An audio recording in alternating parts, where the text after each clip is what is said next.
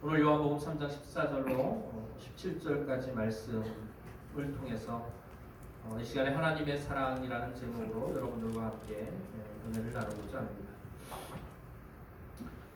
창세기 1장부터 다시 한번 성경을 읽어 내려가기 시작을 하고 있는데요. 참 성경 읽기가 두렵고 떨립니다. 읽고 싶은 마음도 있고 또 읽기도 하지만 제 마음속에 언제부턴가 생기기 시작한 부담이 뭐냐면 성경을 읽는 것이 참 부담스럽게 느껴지는 것이 뭐냐면 읽는 게 힘든 게 문제가 아니고 읽어 내려가면 갈수록 하나님께서 말씀하신 그 말씀을 더욱더 확실하고 분명하게 깨달아 알게 되는 일들이 있게 되는데 하나님의 뜻을 더 분명하고 확실하게 깨달아 알게 되면서 제 마음속에 그렇게 살지 못하는 나 자신에 대한 부담감 때문에 성경 읽는 것이 더욱더 부담스럽고 힘들고 괴롭고 아픈 일들이 되는 것들을 경험하게 됩니다. 성경 읽기가 겁나고 성경 읽기가 두려워. 읽으면 읽을수록 하나님은 은혜를 주시고 깨달음을 주시는데 문제는 뭐냐 하면 읽으면 읽을수록 내가 순종하지 못하는 일들이 더 많아지게 되는 것들을 경험하게 됩니다. 지금까지 기왕에 알던 것들도 순종하지 못하는데 더 많은 것들을 알면서 쌓여지는 것은 뭐냐면 하나님의 말씀에 순종하지 못하는 내 삶이 더 쌓여지는 것을 경험을 하게 됩니다. 그러면서 성경 읽기가 두렵고 떨리는 마음, 괴로운 마음을 가지게 됩니다. 많은 사람들이 성경을 가까이 하고 많은 사람들이 성경을 많이 읽습니다. 어떤 분들은 뭐 수십 도씩, 수백 도씩 했다고도 하는데 성경을 많이 읽는 게 문제가 아니고 정말로 성경을 우리가 읽으면서 하나님께서 우리를 향하신 하나님의 뜻을 깨달아 알고 그 뜻에 다만 한 가지씩이라도 순종하는 일들이 일어나야 마땅하지 않겠습니까? 네, 많은 사람들이 성경을 읽은 것을 자랑하고 성경을 깨달은 것을 자랑하고 그것을 믿음의 수준이 높은 것처럼 여기고 생각을 합니다. 그러나 그게 아니고 진짜 우리가 하나님의 말씀을 가까이 하는 진정한 목적은 뭐냐면 그 말씀에 순종하기 위함인 줄로 믿습니다. 순종하지 못하는 말씀, 순종하지 못하는 지시 다 소용이 없는 거죠. 하나님의 말씀 앞에 우리가 설 때마다 하나님의 말씀에 순종하는 사람이 되게 해주십시오 라고 하는 마음의 간절함을 가지고 하나님 앞에 서야 될 줄로 믿습니다. 오늘 우리가 읽은 말씀 우리가 다 잘 아는 말씀이죠. 이스라엘 백성들이 애굽에서 나와서 광야를 갈 때에 이스라엘 백성들의 불순종으로 말미암아 하나님께서 불뱀을 보내어서 이스라엘 진영의 끝에 있는 사람들부터 물게하기 시작했습니다. 성경 보면 그렇게 나오죠. 우리 옆에 있는 분들에게 뒤로 처지는 사람 되지 마시기를 바랍니다. 한번 인사 나누겠습니다. 뒤로 처지는 사람 되지 마시기를 바랍니다. 신앙생활 하다 보면 앞서가는 사람이 있고 중간에 쫓아가는 사람이 있고 뒤에 떨어지는 사람들이 있어요. 근데 성경에 보면 진영 뒤편부터 물기 시작했던 것을 보게 돼요. 불뱀에 물리게 되는데 광야에 있는 그 불뱀에 물리게 되면 불에 타는 듯한 고통을 겪게 되면서 죽어가게 되는 겁니다. 이스라엘 백성들이 그 불에 타는 듯한 고통 가운데서 모세에게 그렇게 이야기하죠. 하나님께 당신이 부르짖어 우리를 이 고통 가운데서 구원해 주시기를 원합니다. 그때 모세가 하나님 앞에 기도했을 때 하나님께서 모세에게 하신 말씀이 놋뱀을 만들어서 잠대 끝에 메어달아 높이 들라. 그러면 그것을 쳐다보는 사람마다 살게 되리라 라고 말씀을 하셨습니다.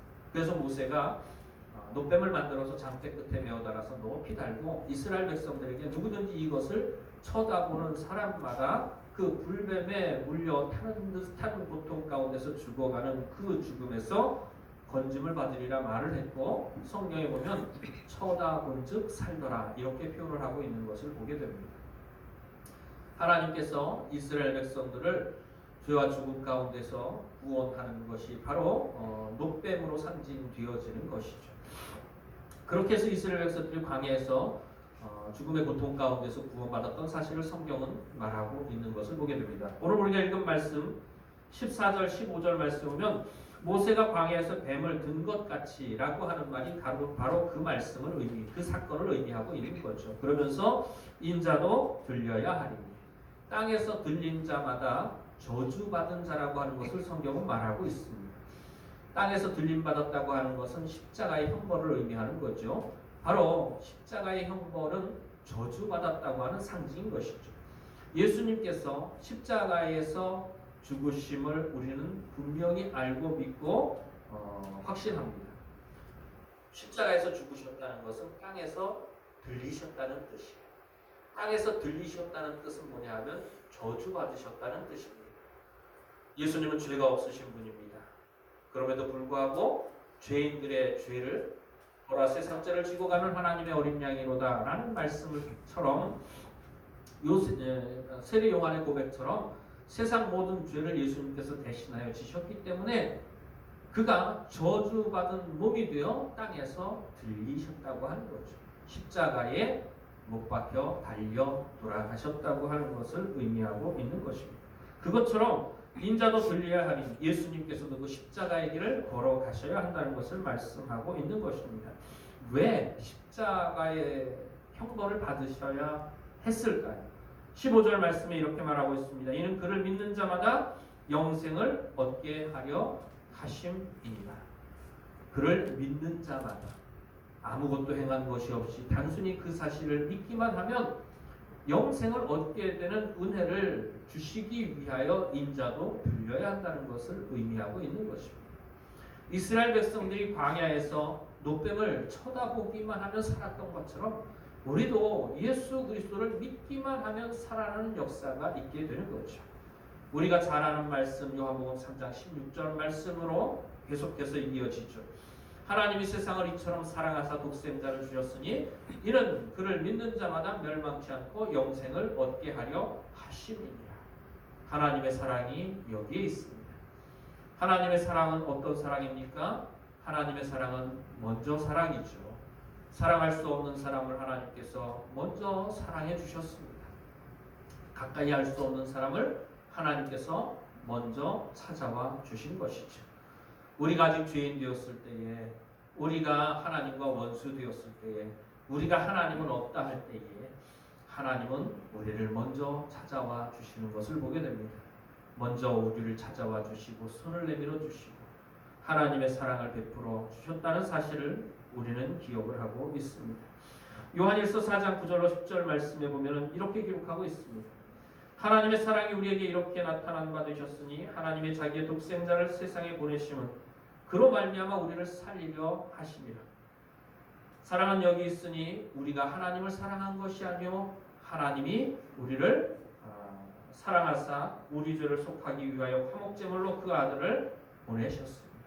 사랑은 여기에 있습니다. 이 사랑은 어떤 사랑이냐면 하나님의 사랑이죠.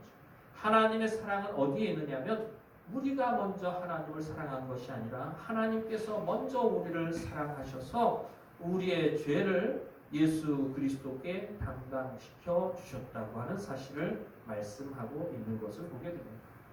하나님은 우리를 나 같은 죄인을 먼저 사랑해 주셨던 것이죠. 그리고 두 번째로 하나님의 사랑은 어떠한 사랑이냐 하면 다 주는 사랑입니다. 하나님이 세상을 이처럼 사랑하사 누구를 주셨어요? 독생자를 주셨습니다. 독생자 외아들 예수 그리스도를 내어주셨습니다. 독생자 외아들은 하나님께서 가장 귀한 것으로 주셨다는 뜻입니다. 여러분들은 하나님께 이것도 구하고 저것도 구하고 여러 가지 것들을 하나님 앞에 구하잖아요. 근데 진정으로 우리가 받은 것이 얼마나 귀하고 값어치 있는 것을 이미 받았다는 사실을 깨달아 알게 된다면 더 이상 하나님 앞에 구할 것이 없어요. 우리가 이미 받은 것의 가치를 제대로 깨달아 알지 못하니까 더 좋은 것, 더 귀한 것이 있을 줄로 알고 그런 것들을 하나님 앞에 구하게 되는 거죠. 하나님께서는 이미 우리에게 주실 수 있는 최고의 것을 주셨습니다. 가장 값어치 있는 것을 주셨습니다. 하나님께서 우리를 사랑하셔서 가장 귀한 것을 우리에게 주셨습니다. 독생자 외아들의 생명까지 내어주셨다고 하는 것을 요한복음 3장 16절에서 말씀하고 있는 거죠. 독생자를 주셨습니다. 예수 그리스도를 가장 귀한 것을 우리의 죄를 속하기 위하여 우리에게 내어주셨다고 하는 것을 의미하고 있죠. 그리고 하나님의 사랑은 어떤 사랑이냐면 끝까지의 사랑입니다. 우리 함께 한번 따라해 볼까요? 끝까지의 사랑. 끝까지의 사랑. 끝까지 사랑하는 것이 바로 하나님의 사랑입니다. 사람들의 사랑은 변합니다. 사람들의 사랑은 오래가지를 못하죠. 혹 오래 간다고 하더라도 언젠가는 변질되고 마는 것을 보게 됩니다. 예수님께서 요한복음에 보면 예수님께서 자기가 세상을 떠나 아버지께로 갈 때가 이른 것을 아시고 세상에 있는 자기 사람들을 사랑하시되 끝까지 사랑하시니라 이렇게 표현하고 있는 것을 보게 됩니다. 예수님은 자기가 이 땅을 떠나서 아버지께로 돌아갈 때가 가까운 것을 아셨어요. 십자가를 지시고 죽음과 부활이 가까이 있다는 것을, 이 땅의 삶이 얼마 남지 않았다는 것을 아셨습니다. 이 땅의 삶이 얼마 남지 않았다는 것을 아시고, 그리고 예수님께서 세상에 있는 자기 사람들을 사랑하시되 끝까지 사랑하시니라 라고 말합니다. 우리는 아직도 시간도 충분하고 기회도 충분하고 능력도 충분하다고 생각을 하니까 아직 급한 마음이 없는 거예요. 근데 우리가 인생을 살면서 분명히 알아야 되는 것은 뭐냐면 우리에게 남아있는 시간이나 우리에게 남아있는 기회나 우리에게 남아있는 능력이 언제 끝날지 알 수 없다고 하는 사실이에요.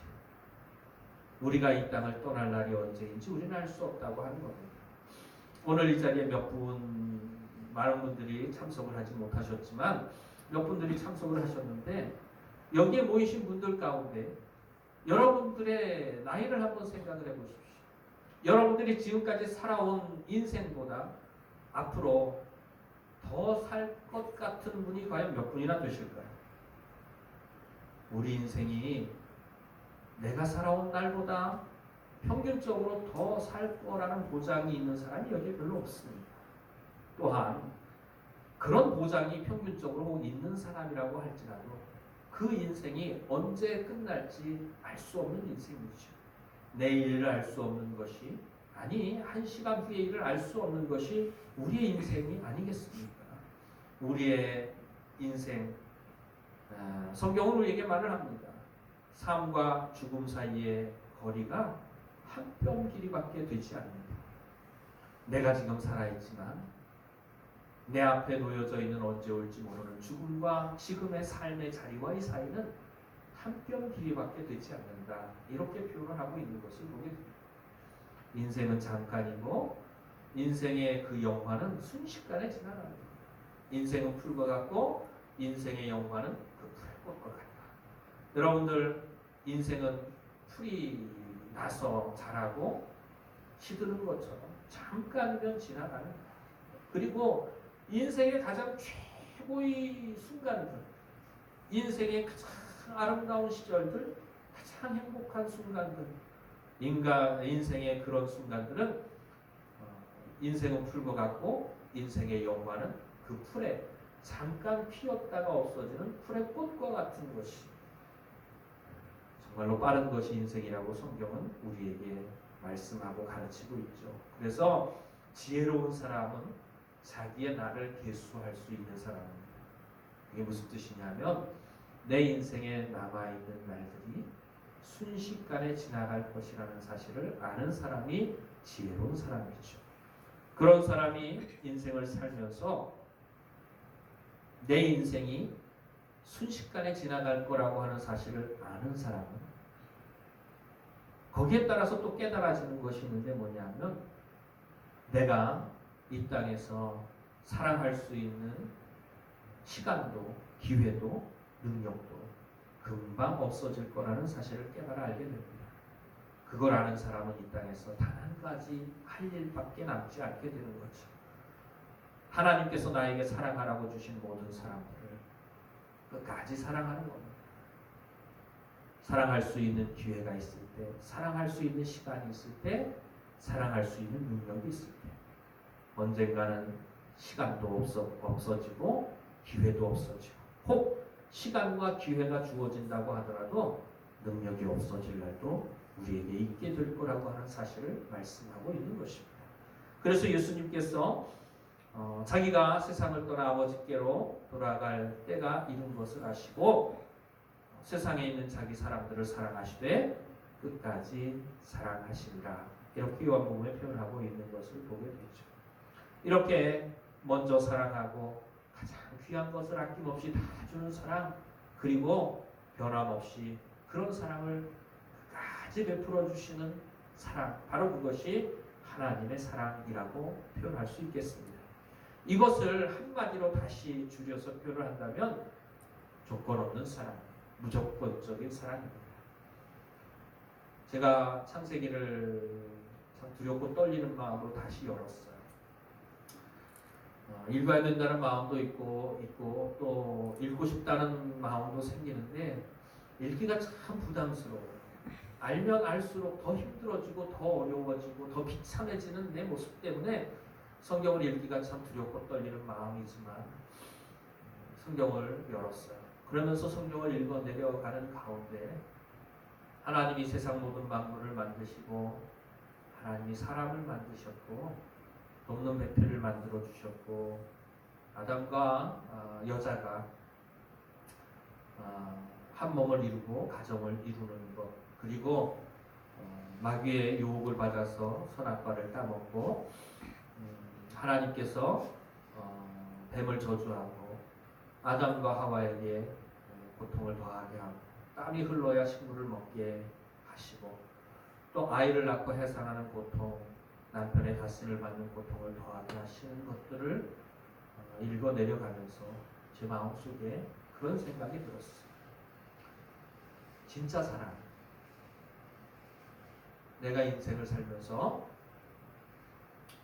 50년이 넘는 세월을 인생을 살았는데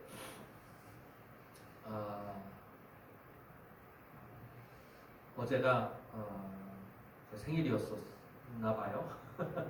어제가 제 생일이었었나 본데 제가 예수님을 만나고 난 다음에 제 마음속에 그때부터 내 마음속에 들었던 생각이 뭐냐면 인생에 태어난 날이 중요한 날이 아니다.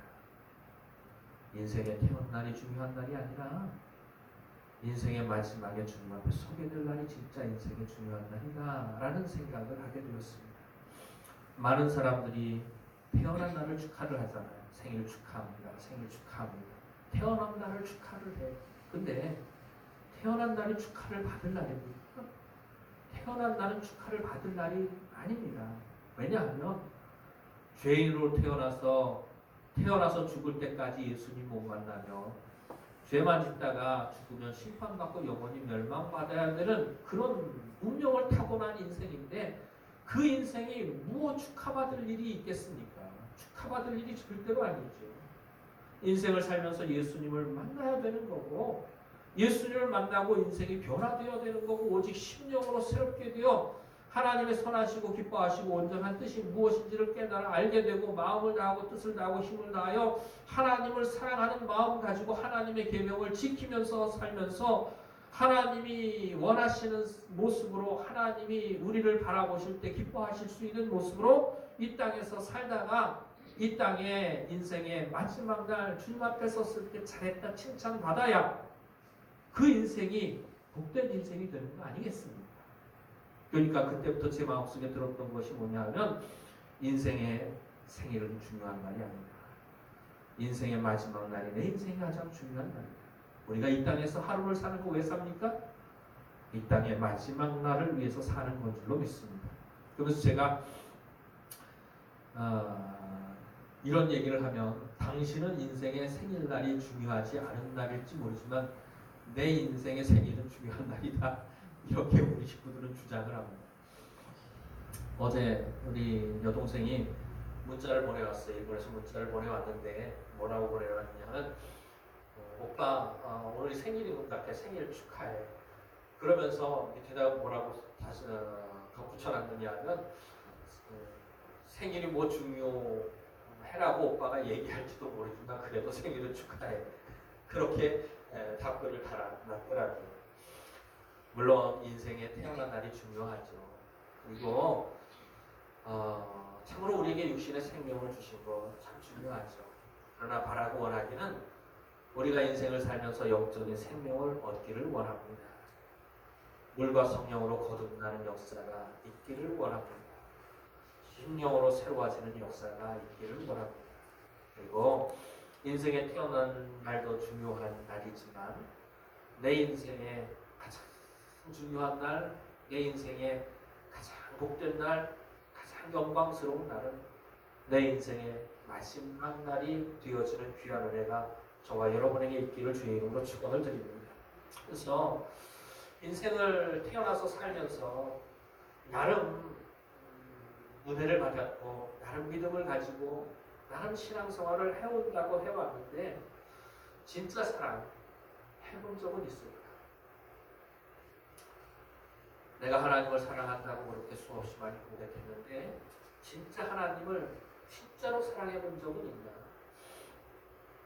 아내를 사랑하고 자식을 사랑한다고 부모님을 사랑한다고 고백도 하고 생각도 했지만 진짜로 사랑해본 적은 있는가라는 의문이 저한테 들기 시작했어요.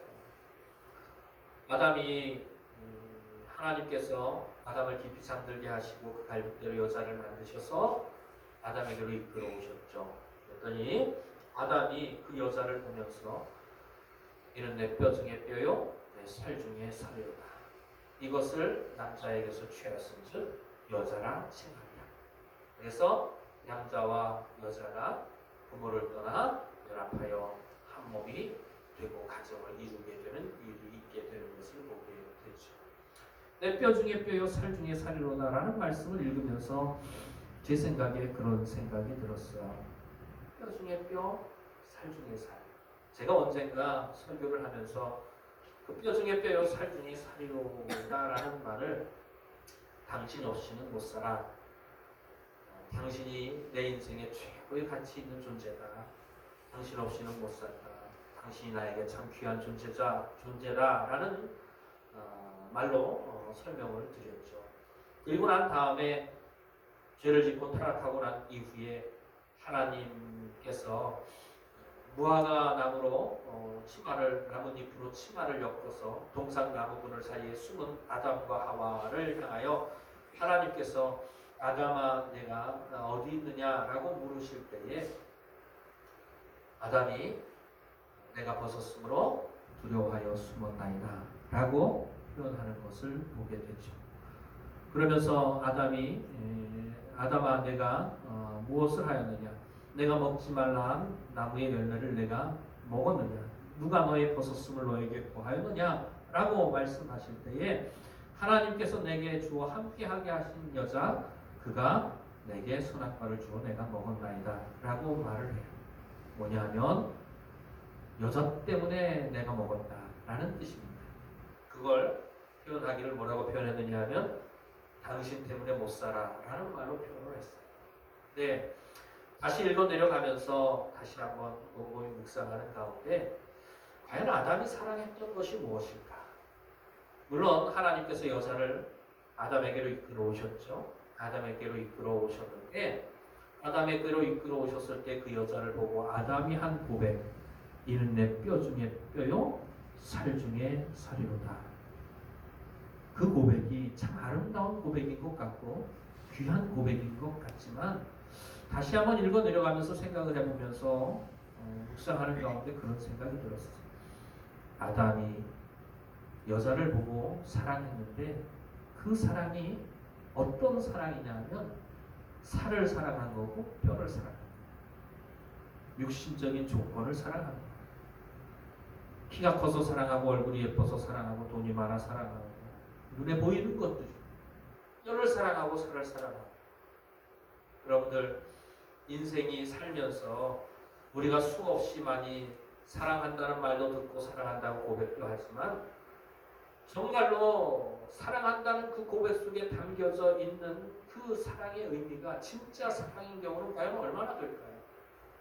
다 조건적인 사랑이죠. 다 조건이 붙는 사랑입니다. 내 마음에 드니까 사랑하고, 나한테 잘해주니까 사랑하고, 얼굴이 예쁘니까 사랑하고, 나한테 잘해주니까 사랑하고, 귀여우니까 사랑하고, 돈 많으니까 사랑하고, 집 있으니까 사랑하고, 좋은 차 타고 다니니까 사랑하고, 성격 좋으니까 사랑하고, 말 잘하니까 사랑하고, 말이 없으니까 사랑하고, 여하튼간 어떤 사랑이든지 간에 사랑에 조건이 없는 사랑이 없습니다. 우리가 하는 사랑이 다 그런 사랑. 세상에 살면서 태어나서 지금까지 내가 해온 사랑 가운데 진짜 사랑은 과연 있었던 적은 있었을까? 생각해보니까 그런 사랑을 해본 적이 없다는 생각 때문에 이루었어요. 아담과 하와가 타락하고 난 다음에 아담에게는 땀이 흘러야 식물을 먹을 수 있게 해주셨죠. 그리고 여자에게는 잉태하는 고통을 더하게 하시고 자식을 낳고 수고하고 기르는 수고를 더하게 하셨습니다. 그리고 하나님께서 뱀을 저주하면서 뱀이 여자의 후손의 뒤꿈치를 상하게 할 것이고 여자의 후손은 뱀의 머리를 상하게 할 것이다. 여자의 후손에 대한 약속을 하나님께서 주시는 것을 보게 됐죠. 이 여자의 후손, 그 여자의 후손을 통해서 결국에는 진짜 사랑 한번 해보지 못하고 뼈를 사랑하고 살을 사랑하고 육신적인 조건을 사랑하고 눈에 보이는 조건을 사랑하고 자기 정욕적인 기준을 따라서 세워놓은 기준을 따라서 사랑하는 진짜 사랑 아닌 조건적인 사랑으로만 가득 찬 인생, 그런 인생 가운데에 하나님께서 구원의 길을 예비해 주시고 약속해 주신 것이 여자의 후손을 통해서 이 죄인들을, 육신적인 사랑, 진짜 사랑 한번 해보지 못한 사람들을 하나님께서 구원해 주시겠다는 약속을 여자의 후손을 통해서 해주시는 것을 보게 됩니다. 아담이 그 사실을 믿었어요. 그리고 난 다음에 자기가 하나님께서 이끌어온 여자를, 아담이 이름을 지어줬잖아요. 여자라는 이름을 지어줬습니다. 그런데 하나님의 약속을 받고 난 다음에 여자의 후손을 통해서 세상 모든 죄인들을 구원하시겠다는 약속을 받고 난 다음에 아담이 자기 아내인 여자라고 하는 그 존재의 이름을 바꾸어 줍니다. 무엇라고 바꾸어 부르느냐면 하와라고 바꾸어 부릅니다. 아담이 자기 아내의 이름을 하와라고 불러요. 근데 하와라고 하는 말에 담겨져 있는 의미는 뭐냐면 생명이라는 뜻입니다. 바로 이 여자의 후손을 통해서 하나님께서 내게 생명을 주시리라는 사실을 믿음으로 받아들인 것이 바로 아담이 하와라고 자기 아내의 이름을 불렀다고 하는 것입니다. 하나님의 약속의 말씀을 믿음으로 받아들인 거죠. 성경 말씀 한번 찾아보도록 하겠습니다. 창세기 한번 찾아보도록 하겠습니다.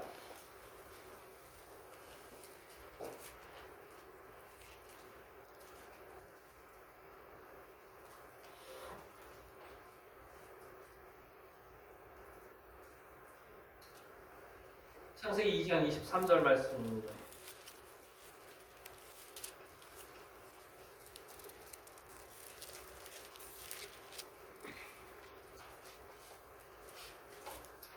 창세기 2장 23절 말씀입니다. 다 찾으셨으면 함께 공독합니다. 시작.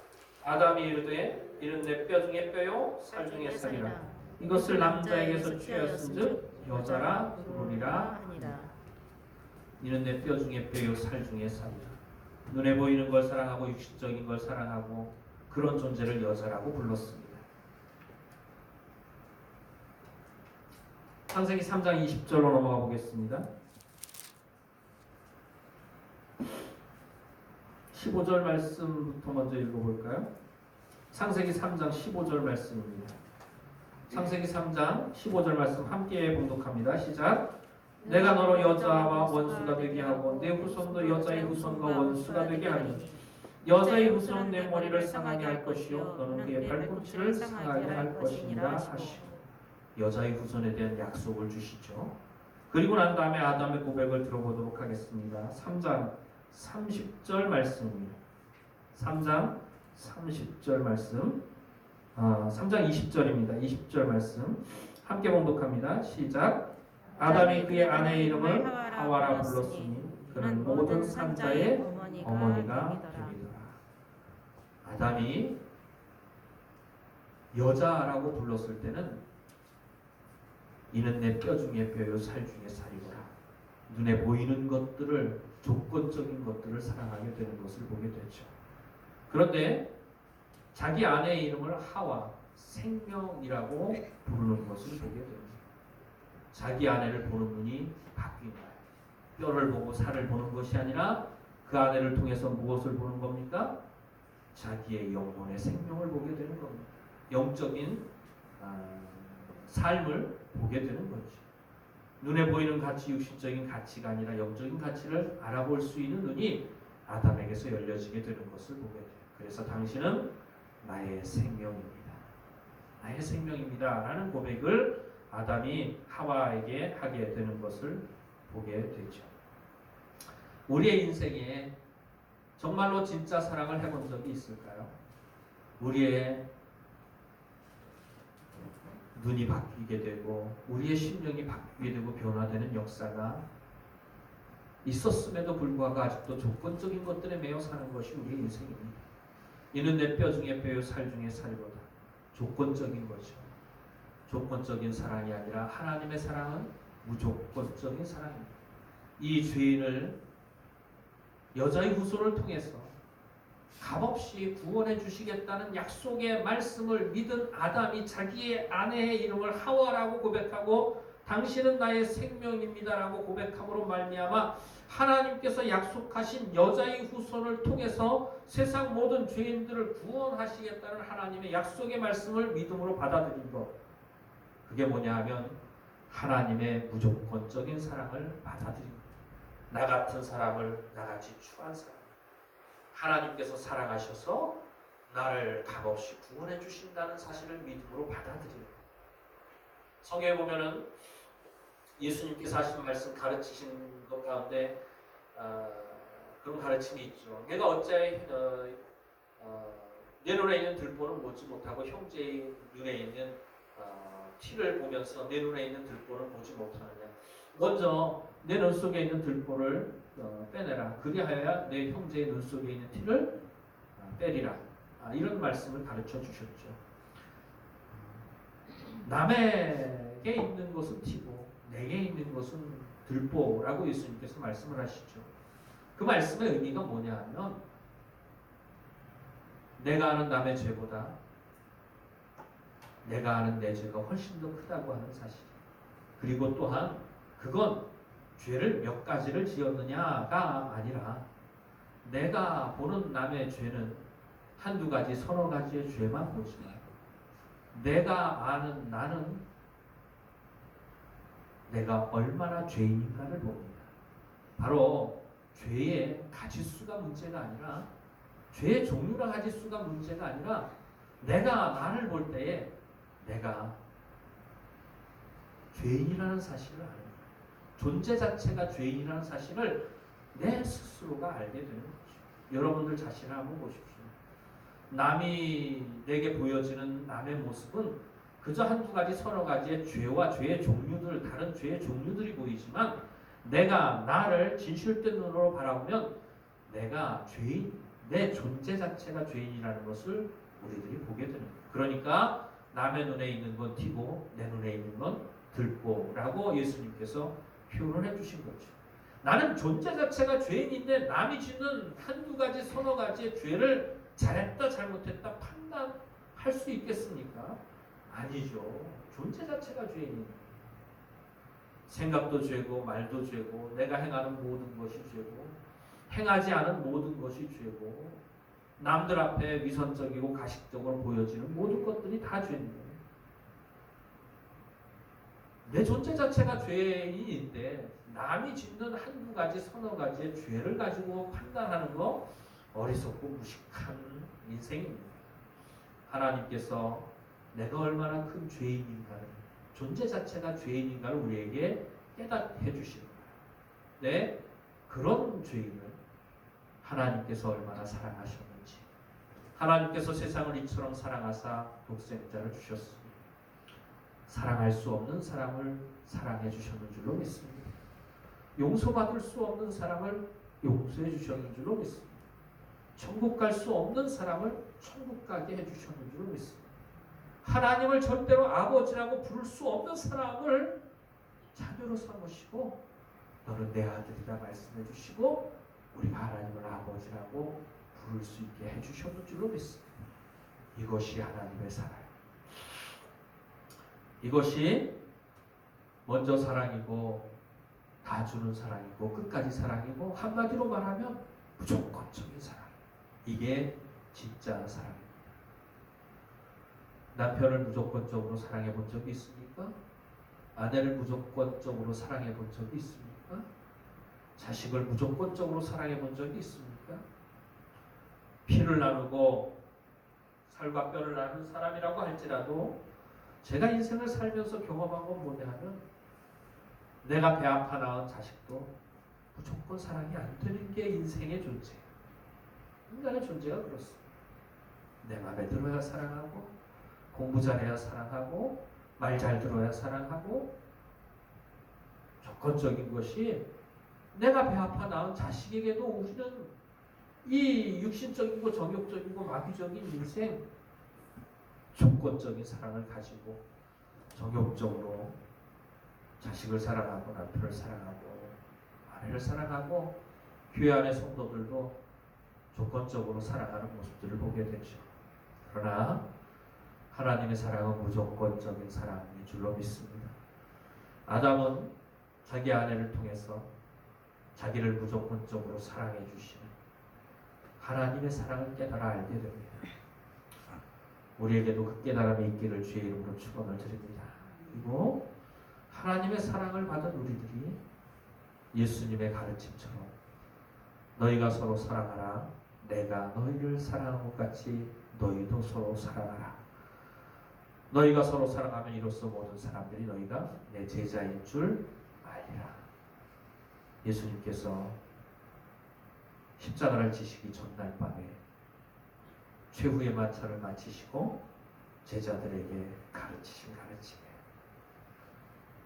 이 세상을 떠나기 전에 제자들에게 주신 마지막 가르침이라고 할 수가 있겠습니다. 내가 너희를 사랑한 것 같이. 이게 먼저 사랑하는 뜻이고 가장 귀한 것으로 사랑하는 뜻이고 끝까지 사랑하는 뜻이고 한마디로 말하면 조건 없이 사랑하는 뜻인 줄로 믿습니다. 예수님이 나를 사랑하시되 하나님이 나를 사랑하시되 조건 없이 사랑해 주셨는 줄로 믿습니다. 하나님이 세상을 이처럼 사랑하사 사랑할 수 없는 세상을 사랑하셨고 사랑받을 수 없는 세상에 있는 이 죄인을 하나님께서 사랑하셨습니다. 그래서 가장 귀한 아들 예수 그리스도를 내어주셨고 그를 믿는 자마다 멸망치 않고 영원한 생명을 얻게 해주시는 은혜를 내려주셨는 줄로 믿습니다. 이 사랑을 경험하고 체험한 우리가 내가 너희를 사랑한 것 같이 너희도 서로 사랑하라 라고 하신 예수님의 마지막 가르침을 따라서 이 땅에 사는 동안에 기회가 있을 때, 시간이 있을 때, 능력이 있을 때 나중에 후회하지 말고 시간이 있고 기회가 있고 능력이 있을 때 하나님이 내게 사랑하라고 주신 모든 사람들을 후회 없이 사랑하다가 인생의 마지막 날 하나님 앞에 설 수 있는 저와 여러분들이 되어지기를 주의 이름으로 축원을 드립니다. 기도드리시겠습니다.